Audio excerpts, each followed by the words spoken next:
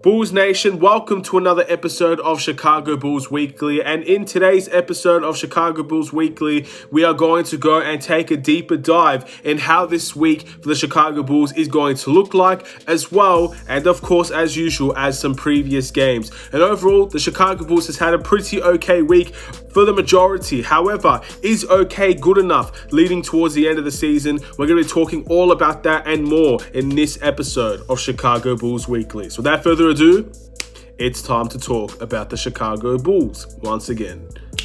Let's do it.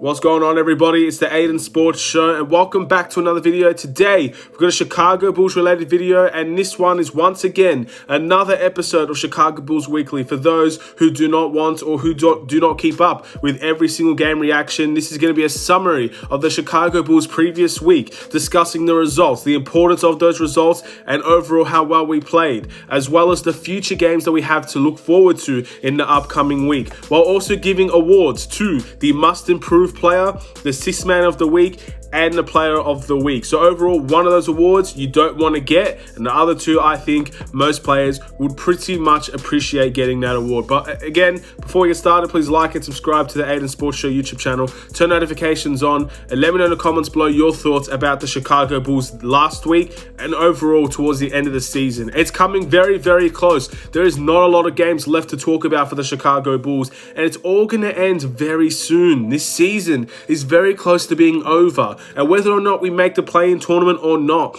there is not too much time to determine all of these things. It's getting a little bit emotional to know that my season, the Chicago Bulls season, could very well end very soon. So again, these are all the things that we have to take into consideration going forward, whether we make the play-in tournament or not.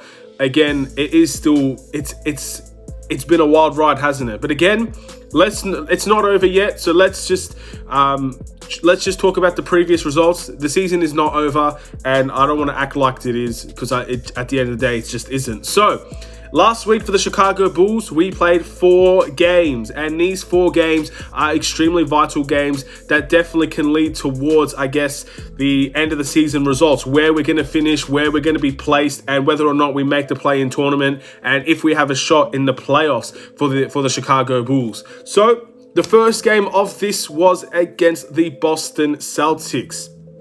Now, this game with the Boston Celtics was, in my opinion, the best performance we've played in majority of the season, if not all season. Not just because we beat the Boston Celtics, but it's because of the caliber of team that we beat. This is one of the only times where they had 2 of their best players there. Again, they did have a lot of injuries, to be fair to Boston. And again, I've liked the Boston Celtics team for a while now. But they had Jason Tatum, they had Jaylen Brown, they had 2 of their best players on that team playing in that game. And the Chicago Bulls, without Zach LaVine, managed to find a way to pick up a massive victory over the Boston Celtics, 102-96. If you go back to my game reaction for that game against Boston, I said that this is the most significant win the Chicago Bulls have all season, and arguably this is the best results that we've ever had all season for the Chicago Bulls. We've versed some good teams, we've beaten some good teams without their best players, but this was a big significance in the terms of, I guess, that finally we picked up a win against a team that's well over 500, a team that was on a 6-game win streak, and we did it without Zach LaVine, who many people might see as our best player. So that was very good in my eyes, and I still think even now, and probably towards the end of the season, that is probably the biggest result we are going to have all season.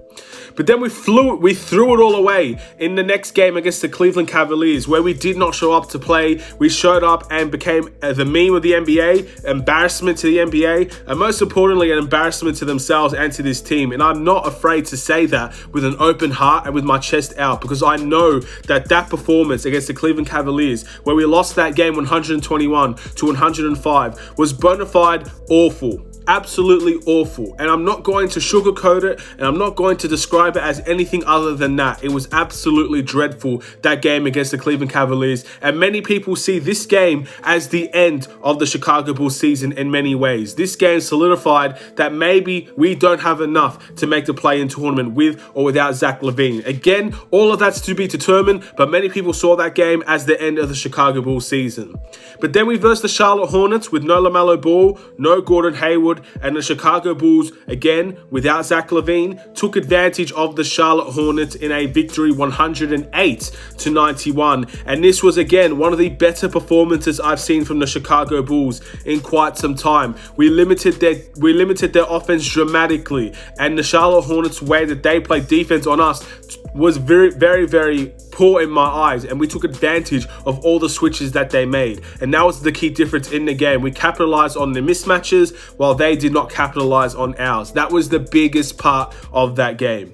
And then not too long ago, we had a game against the Miami Heat. Jimmy Butler, Bam Adebayo, again, a bunch of really talented NBA players there, making that playoff push on a 3-game win streak, and they extended that win streak to a 4-game win streak when they took on the Chicago Bulls, and they won this game 106-101. Now, the scoreline might not be too kind to the Miami Heat in that retrospect, because the reality is the Bulls had a fantastic fourth quarter after being down for 3 quarters of that game by 20 points or more. The Bulls had a fantastic fourth quarter and kept this game alive. And then 2 very poor plays from Denzel Valentine ended up sealing our fate. We might have not won that game regardless, but that shot from Denzel and that foul on the other end definitely sealed that fate. And many people are going after Denzel Valentine for his IQ at this point in time. And again, that's a thing I'm not going to get in touch with today. Again, I've said in previous time, it's a very poor shot. It's a very poor foul. I'm going to leave it at that.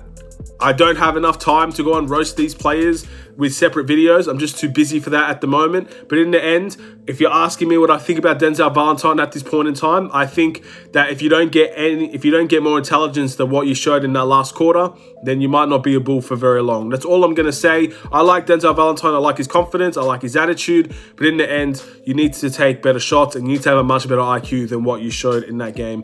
Okay, that's enough. We're going to move on. We're going to move on to the awards. We went 2-2 this week, which again, considering the teams that we said that we were going to face heading into this, I think it was expected we would go around 2-2, maybe even go 1-3, something like that. Again, the results were surprising. I didn't think we were going to be Boston, and I didn't think we were going to lose to the Cavs. But again, I guess that's just how the NBA is for you. Every single game is unpredictable, and every single game there's a chance for another team to win, considering their schedule, our schedule, how we play, our mentality, their mentality, things like that really shapes the games that we play and the results that we face. So 2-2 is not bad overall, but is that enough? Is that enough for the Chicago Bulls? And the answer is no, it is not enough. You see the Washington Wizards on a 7-game win streak, and I'm not sure if they're still on that win streak. I'm going to check for you right now, but that is a big win streak for them, and they have a relatively easier schedule than the Chicago Bulls. So really,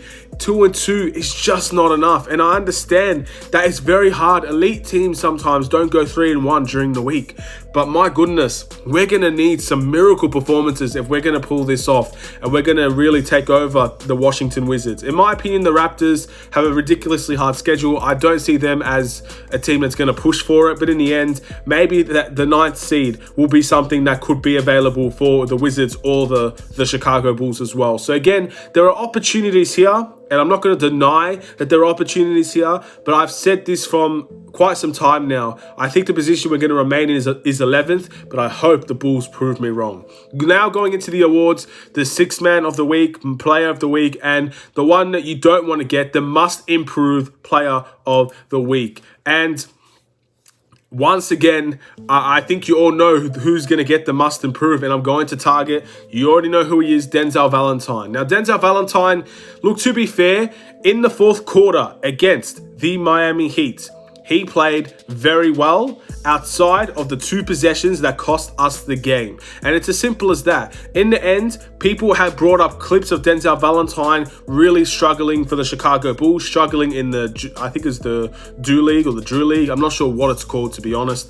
But yeah, and all these things for that they're making fun of Denzel Valentine for. And in the end, I have a level of respect for a lot of players that are in the NBA, so I'm not going to go down that route and bag a player because he's in the NBA. He's made it to the top level of basketball in the end. He might not be the best player of the top of the leagues, but he's made the NBA. Not many people, very few people will be able to say that. So I'm just going to leave it at that in that retrospect. But again, if you're looking at the performances all around the week, not just this game against the Miami Heat and the shot selection, the IQ that he presented, but all around, I think this week, Denzel Valentine has been struggling for the Chicago Bulls. So this is a very easy decision for me to give that to him. And again, it's just the icing on the cake with that really bad shot when we had a chance to win. And again, many people have targeted Denzel Valentine, and I'm just going to leave it at that. I'm not going to go any further or diss someone that, again, maybe he should be in the league, maybe he shouldn't. The question is always there, and I don't know the answer. I guess we'll wait and see in the future. The sixth man of the week, very difficult this one. Again, I think the bench and the starting lineup has relatively stayed the same for the Chicago Bulls, but I don't think the bench has been terrific at all for the Chicago Bulls. And it's very interesting to figure out, or I guess to identify the best sixth man. So I don't know how good this bench has truly been for, I guess, the majority of the week. But if I'm going to pick someone, and I guess someone that I think probably deserves it after their week, to be fair, it's going to be Larry Markkanen. Now, Thaddeus Young is always a shout for this award. Every time he's on the bench, he seems to do well. But I really think Larry Markkanen stood out as a good player in this bench role for the Chicago Bulls. I don't think there's been many games where he's had really bad games. There have been games where he's got like 9 points and stuff like that. In the end, it's not the best, is it? And there are some games where he does well, some games where he does poor. But for me personally, I think overall the bench production from him is slightly better than everybody else. And again, this is also due to some of our bench players not being available, some of our bench players coming back, things like that. They're not completely healthy. And again, it's one of those things in my opinion. I just truly believe Larry Markkanen is the sixth man of the week. But again, it's not saying much because I don't think the bench has been terrific. And again, it shows in our scoreboard. I think the only time our bench really helped us was against the Boston Celtics.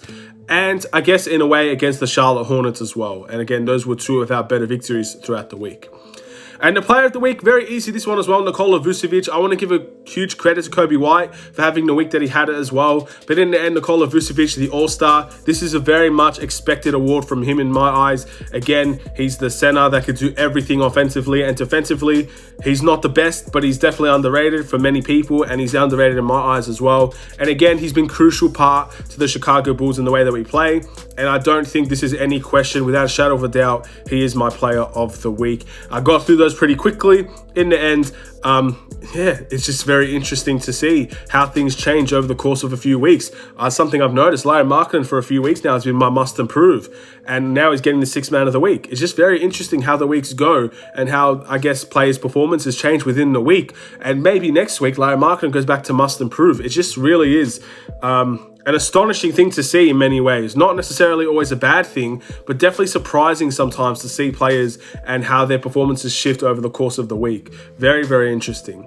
But now we have to focus on, in my eyes, a very important week coming up, and a very difficult week at that, and one week where I truly believe the Chicago Bulls could definitely go through this week at a winless rate. And again, I hope that doesn't happen, but we have to face reality here. The teams that we have coming up is very difficult, especially if all of their players are back ready and healthy. Very difficult week coming up for the Chicago Bulls, and one that I think I'm looking forward to because I want to see if we have what it takes. But one, obviously, if we don't have what it takes, it's going to be very painful to watch. So we're going to kick things off with the game coming up later today against the Miami Heat.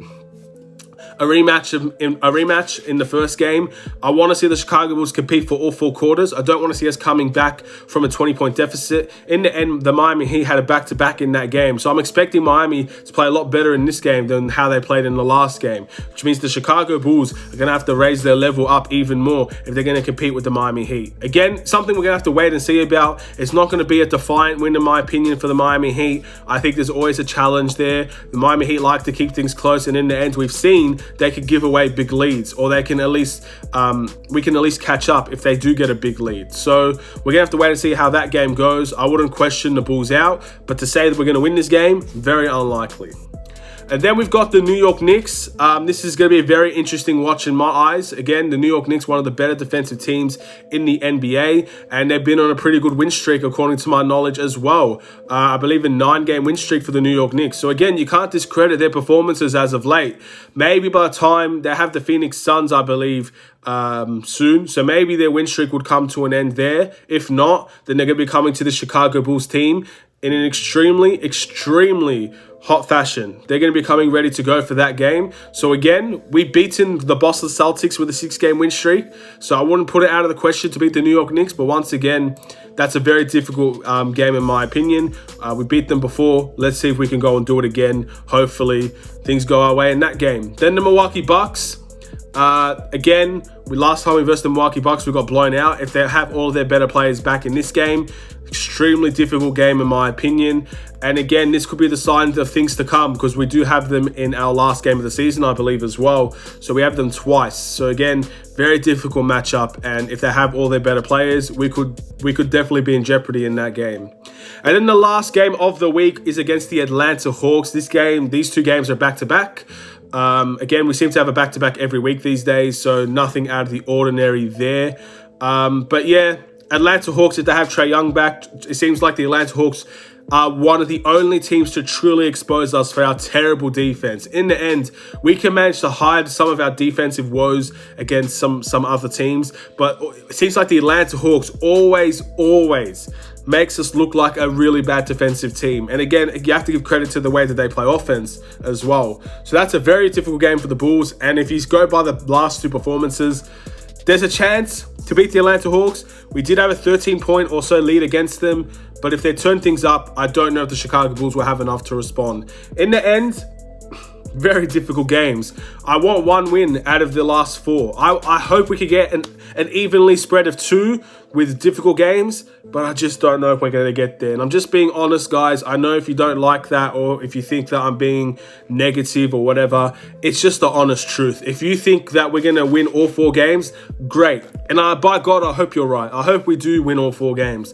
But in the end, reality hurts sometimes. And the fact of the matter is, my reality, at least, is that every single one of these games coming up is going to be extremely difficult for the Chicago Bulls, from the Heat to the Knicks to the Bucks and to the Hawks. So in the end, we're going to be facing some difficult challenges here. And this is why it's one of the more important weeks for the Chicago Bulls, because if we can respond to the difficulties that we may have coming up, and we can manage to find some wins here, then I can truly say I have faith that this team can somehow pull off the miracle and make the play-in tournament, and maybe even go beyond the 10th seed, because this week is that important to me. If we don't go through this week with any wins, then we've ultimately ended our season. And it's as simple as that. We cannot hide from these things, and we cannot get away from the fact that other teams have an easier schedule than us. So these 4 games are massive for our season. And whether we make the play-in tournament or we miss the play-in tournament, we can perform in these last 4 games that we have coming up, and we can find victories in 3 of them, 2 of them, then maybe we still have that chance. But in the end, it's going to be very, very difficult, and one that the Bulls will need to prove me wrong on. So let's just wait and see how that goes this week. Thank you guys for watching this video. Please like and subscribe if you're new. Hopefully you enjoyed the video. Have a wonderful day. Hopefully the Bulls can prove me wrong. Hopefully the Bulls can prove some of you wrong. I know a lot of you might not think the Bulls can win some of these games, and I know some of you that think the Bulls can win all of these games. In the end, it's up to interpretation, the faith of the team that you're watching, and obviously how the Chicago Bulls perform on the night. So we're going to wait and see which Chicago Bulls team shows up on a single night, and if it's going to be enough in the end. Have a wonderful day. Take care, and peace.